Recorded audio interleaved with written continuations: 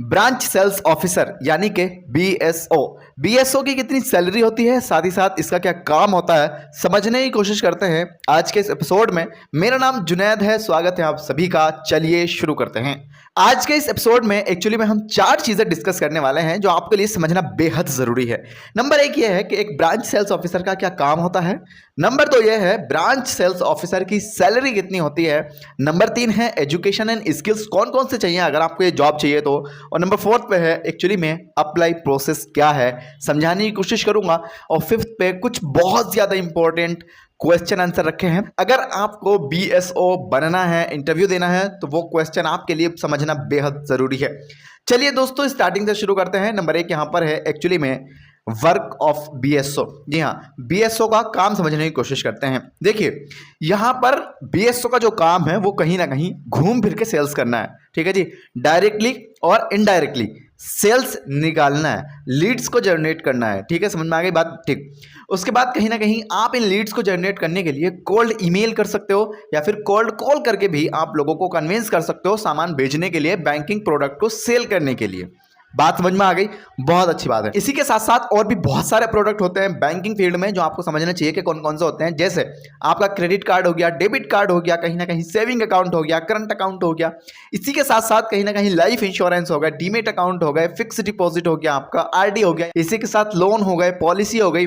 ये तो बहुत कम है। इसके अलावा भी बैंकिंग फील्ड में बहुत सारी चीजें होती हैं जो आपको कहीं ना कहीं सेल्स करना है। ठीक है जी। अब इस पोस्ट का नाम जो है वो है बीएसओ, ब्रांच सेल्स ऑफिसर। तो यार एक चीज मैं आपको बता दूं, यहां पर भी आपको ब्रांच में बैठकर सेल्स करने का मौका नहीं मिलेगा। आपको मार्केट में जाना है, 100% लोगों से मिलना है जाकर के और डायरेक्टली एंड इनडायरेक्टली सेल करना है चीजों को। देखिए मैंने आपको एफडी बताया था। जी हाँ, कंपनी के अंदर आई मीन टू से एचडीएफसी बैंक हो या फिर कोई सा भी बैंक हो, उसके अंदर कुछ कस्टमर नए होते हैं, एकदम से न्यू कस्टमर आते हैं, और कुछ कस्टमर पुराने होते हैं। तो यार पुराने कस्टमर ने जो सामान खरीदा है वो तो अच्छी बात है, ठीक है, कोई लोन करा रखा है, कोई पॉलिसी ले रखी है, कोई लाइफ इंश्योरेंस ले रखा है, ठीक। लेकिन यार आपको ना घूम फिर के कहीं ना कहीं उन लोगों से बोलना है कि भैया एफडी भी करा लो, 10,000 की करा लो, 20,000 की करा लो, 10 लाख की करा लो, 20 लाख की करा लो, लेकिन एफडी भी करा लो, ये फायदा है। तो कहीं ना कहीं आपको रीसेल करने की कोशिश करनी है। इसी के साथ पॉइंट नंबर 2 ये है कि आपको जो सर्विस देनी है कस्टमर को, उसके अंदर कहीं ना कहीं क्वालिटी होनी चाहिए। ये नहीं कि हमें कुछ भी बोल रहे हो कस्टमर को यार, और कस्टमर जा रहा है आपके हाथ से, नहीं। कस्टमर के साथ इतने सही तरीके से बात करनी है आपको कि कस्टमर को लगे कि यार इस बंदे की बात में वाकई दम है। ठीक है, तो क्वालिटी के नाम पे A1 चीजें देनी है, सर्विस जो देनी है वो क्वालिटी में A1 होनी चाहिए। इसी के साथ पॉइंट नंबर 3 यह है कि केवाईसी जो होती है बैंकिंग फील्ड में, ठीक है, उसके बारे में आपको प्रॉपर नॉलेज होना भी जरूरी है। ठीक है, केवाईसी में क्या होता है, कौन से डॉक्यूमेंट चाहिए, इसके अलावा और भी बहुत कुछ। चलिए इसी के साथ 4th नंबर यह है बैंक के जो रूल्स होते हैं, रेगुलेशंस होते हैं, उसके बारे में आपको डीपली एंड डिटेल में पता होना जरूरी है। अगर आपको ये जॉब करनी है तो आपके पास ना एक बाइक का होना जरूरी है, 2 व्हीलर बाइक का होना जरूरी है। अगर आपके पास 4 व्हीलर भी है कोई मसला नहीं है, आप कर सकते हो, लेकिन 2 व्हीलर यहां पे मैंडेटरी है। और 2 व्हीलर बाइक से ज्यादा मैंडेटरी है आपका ड्राइविंग लाइसेंस। जी हाँ, वो भी होना जरूरी है, क्योंकि दिल्ली वगैरह में या किसी अच्छे सिटी में आप ड्राइविंग करेंगे तो यार कहीं ना कहीं पुलिस वाले चालान काटेंगे और कंपनी का नुकसान होगा, कहीं ना कहीं टाइम भी वेस्ट होगा। तो कंपनी साफ लफ्जों में ये कहती है कि डीएल होना जरूरी है, ड्राइविंग लाइसेंस होना जरूरी है। आई होप आपकी समझ में सारी चीजें आ रही होंगी। आ रही हैं तो please hit the like button because of motivation. देखिए दोस्तों, जिन लोगों को कंफ्यूजन था, अगर एग्जामिनर ने आपसे पूछा कि आपके पास लाइसेंस है या नहीं है, बाइक है या नहीं है, तो यार वहीं समझ जाना चाहिए आपको कि ये जॉब कहीं ना कहीं मार्केटिंग की है, कहीं ना कहीं फील्ड वर्क यहाँ पर जॉब होने वाला है। ठीक है जी। तो यार ये थे कुछ काम जो एक बीएसओ यानी कि ब्रांच सेल्स ऑफिसर करेगा या करता है एचडीएफसी बैंक में, किसी और बैंक में या फिर किसी और कंपनी के अंदर। आई होप सारी चीजें क्लियरली समझ में आ रही होंगी। अब दोस्तों ये था एक्चुअली में बीएसओ का वर्क। अब बात करते हैं ब्रांच सेल्स ऑफिसर की सैलरी कितनी होती है। अगर हम बात करें एज ए बीएसओ यानी कि ब्रांच सेल्स ऑफिसर को कितनी सैलरी मिलती है एज ए फ्रेशर, मैं कह सकता हूं यहां से 20,000 रुपए के आसपास आपको सैलरी देखने के लिए मिलेगी। और इसी के साथ आपको जो इंसेंटिव मिलेगा वो अनलिमिटेड इंसेंटिव यहां पर देखने के लिए मिलेगा। ठीक है, आप जितनी ज्यादा सेल्स करोगे उतना ज्यादा इंसेंटिव आपका यहां पे जनरेट होगा। एक चीज और बता दूं आपको, अगर आप ज्वाइन करते हो आज बैंक को और आपको 6 महीने हो जाते हैं, आफ्टर 6 मंथ आपको 25 दिन की छुट्टी मिलती है 1 साल के अंदर, वो भी संडे से अलग। तो यार ये एक बहुत अच्छा पॉइंट लगा मुझे। और साथ ही साथ आपको सेल्फ मेड क्लेम मिलेगा 50,000 रुपए का। ठीक है, तो ये भी आपके लिए पॉजिटिव पॉइंट है। मान लो आपके साथ कोई दुर्घटना हो जाती है 1 साल के अंदर, 2 साल के अंदर, तो एचडीएफसी बैंक हो फिर कोई भी बैंक हो, आपको इस पोस्ट के ऊपर 50,000 का सेल्फ मेड क्लेम देने की कोशिश करेगा। अब बात करते हैं पॉइंट नंबर 3 की, एजुकेशन और स्किल्स। अगर आपको वाकई जॉब लेनी है तो ये स्किल्स होना आपके पास बहुत ज़रूरी है, लेकिन सबसे पहले बात करते हैं एजुकेशन की। एजुकेशन में मैक्सिमम ग्रेजुएशन आपसे जो है यहाँ पर मांगी जाती है बीएससी की पोस्ट पे।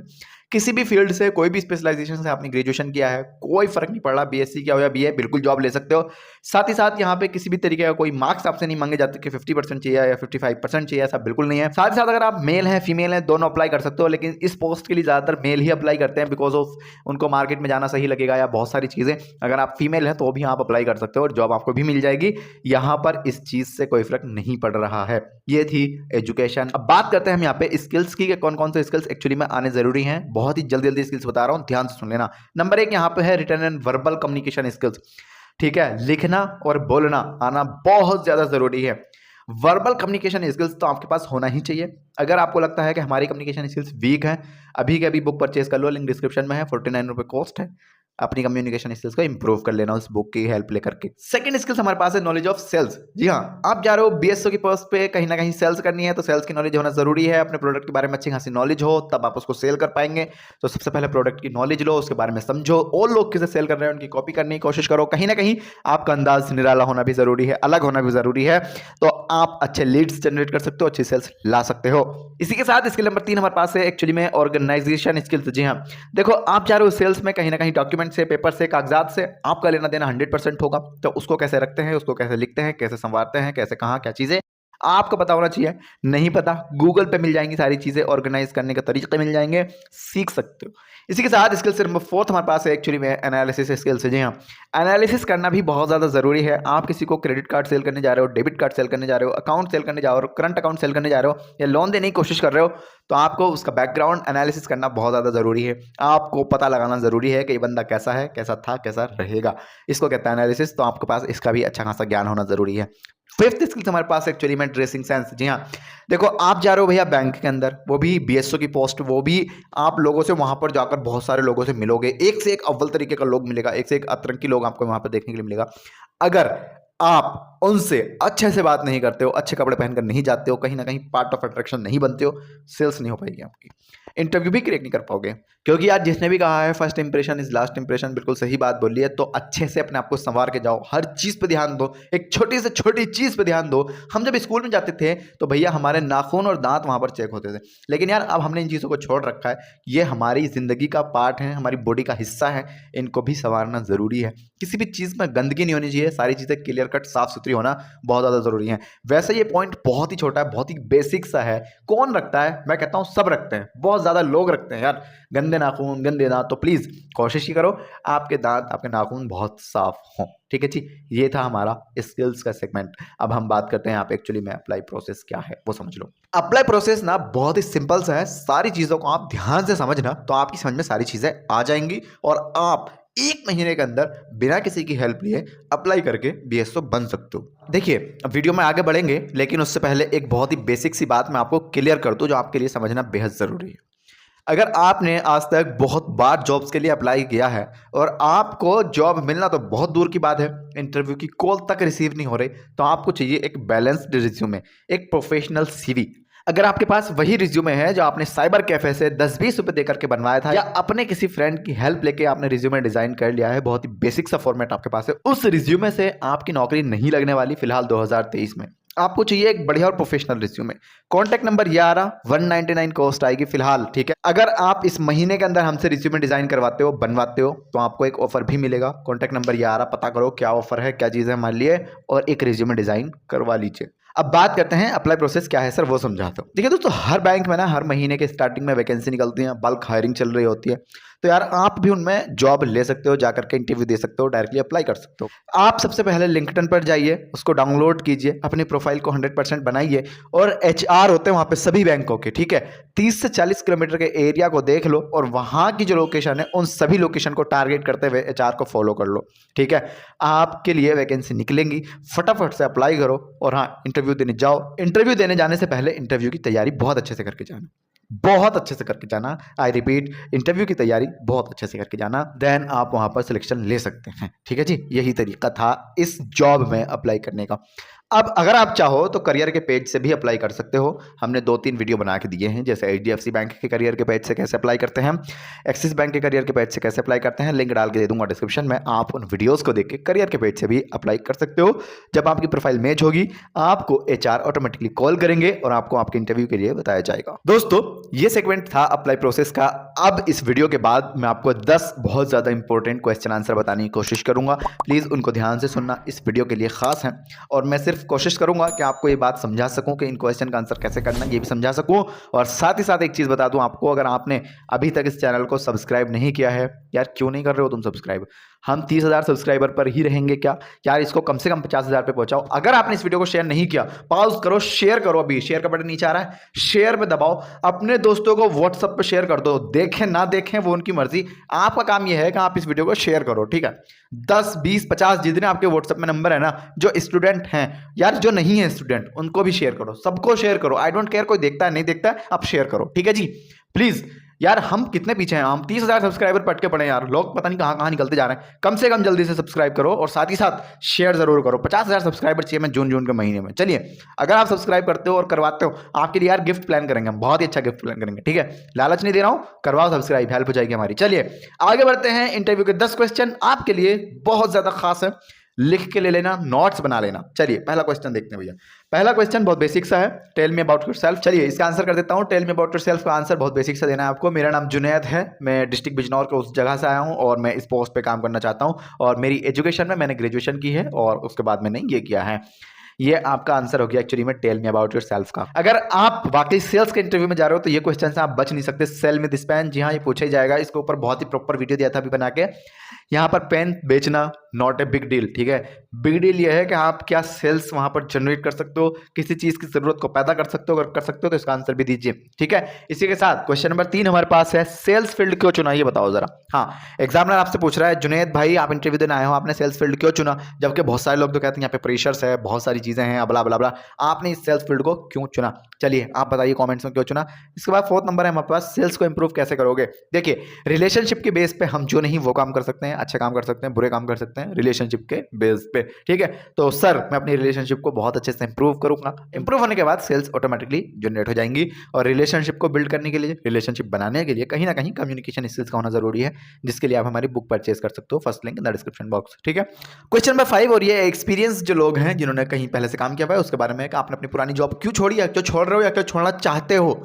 तो यार एक्चुअली में एग्जैक्ट रीजन बताना। अगर एग्जैक्ट रीजन खराब है, ठीक है, मान लो वहां पे प्रेशर बहुत मिल रहा है, यहाँ पे सैलरी कम है, ये कोई और मसला है, तो एग्जैक्ट मत बताओ। फिर अगर नेगेटिव इंप्रेशन जा रहा है, पॉजिटिव इंप्रेशन देते हुए आपको अपनी कंपनी के बारे में बताना है, ये क्या मामला था, इसलिए जॉब छोड़ना चाहता हूँ, चाह रहा हूँ या चाहूंगा। इसी के साथ क्वेश्चन नंबर 6 हमारे पास है, आपकी वीकनेस क्या है? तो यार वो वाली वीकनेस नहीं बतानी है, मेरे घुटनों में दर्द है, या मेरे कंधों में दर्द है, या मेरी कमर से काम नहीं होता, इस वाली की बात नहीं चल रही यहाँ पे बात चल रही है आपकी काम के प्रति क्या कमजोरी है। तो आप उनको बोलना, सर काम स्लो करता हूं, गलती नहीं होने देता हूं, बस ये मेरे अंदर एक कमी है। क्योंकि काम फास्ट भी हो सकता है बिना गलती के, लेकिन मुझसे नहीं होता। मैं काम तो करता हूं, स्लो करता हूं, लेकिन उस काम के अंदर गलती एक्सेप्ट नहीं करता। मेरे अंदर ये एक कमी है। बाकी इसका क्या बेस्ट जवाब हो सकता है यार, कमेंट सेक्शन आपके लिए खुला हुआ है, लिख के बताइएगा, ठीक है? इसी के साथ क्वेश्चन नंबर 7 हमारे पास है, क्वेश्चन इन योर रिज्यूमे। हाँ, एग्जामिनर के पास आपका रिज्यूमे है, वो पढ़ रहा है उसको, उसके अंदर बहुत सारे छोटे छोटे टिपिकल कीवर्ड्स भी डले हुए हैं, आपके करियर ऑब्जेक्टिव भी लिखा हुआ है, आपके स्किल्स में बहुत सारी चीज़ें लिखी हुई हैं।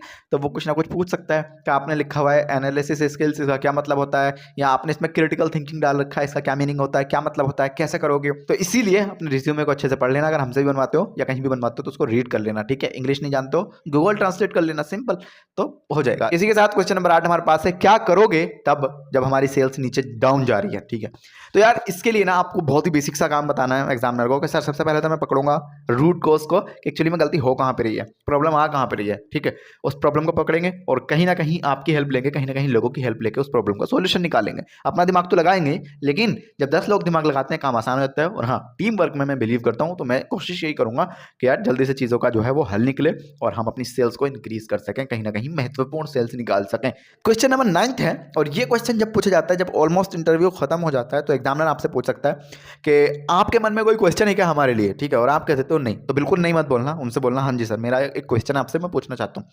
कि वो पूछेंगे हाँ बोलो क्या, तो आपको बोलना है, या आपके मन में जो भी हो आप पूछ सकते हो, या फिर एग्जाम्पल को आंसर में इस तरीके से दे सकते हो कि सर मैं ये पूछना चाहता हूँ कि ये जो आप मुझे जॉब दे रहे हो एज ए BSO, तो यहाँ पर जो इंसेंटिव वो कितना देखने को मिलेगा, या फिर जो बोनसेस हैं वो किस हिसाब से मिलेंगे, या फिर मैं अपने रिलेटिव्स के साथ कुछ काम करता हूँ मिलकर बैंक की हेल्प के लिए, बैंक के लिए, तो क्या मुझे उसमें कोई अलग से कोई गिफ्ट मिलेगा या क्या चीज़ मिलेगी। मतलब ये मैं एक एग्जांपल दे रहा हूँ, ठीक है। आप अपने हिसाब से जो भी अकॉर्डिंग टू सिचुएशन आपको लगे आप पूछ सकते हो, या फिर कोई डाउट रह जाता है बैंक के प्रति, या फिर आपके मन में कोई क्वेश्चन जनरेट हो रहा है, बैंक से रिलेटेड है या HR से रिलेटेड है या पोस्ट से रिलेटेड है, तो आप उसको पूछ सकते हो। ना मत बोलना, एग्जामिनर को इंटरेस्टेड ही नहीं है बंदा, ठीक है, तो इसलिए नहीं पूछा इसने, तो पूछ जरूर लेना। और इसी के साथ क्वेश्चन नंबर 10, और ये कोई क्वेश्चन नहीं है, this is my opinion actually में दोस्तों, क्लॉथ्स के बारे में बात करते हैं, कपड़ों के बारे में बात करते हैं। देखिए, जिस भी महापुरुष ने ये बात बोली है, first impression is last impression, यार बिल्कुल सही बोली है, ठीक है। जब मैंने अपनी एक कंपनी में इंटरव्यू दिया था, मुझे बहुत कुछ नहीं आता था उस टाइम, तो मेरे कपड़े अच्छे थे, मुझे कपड़े पहनने की एक्चुअली में थोड़ी सी तमीज़ थी कि फॉर्मल क्या होता है, पैंट क्या होती है, शर्ट्स क्या होती है, इसके अलावा और भी बहुत सारी चीज़ें।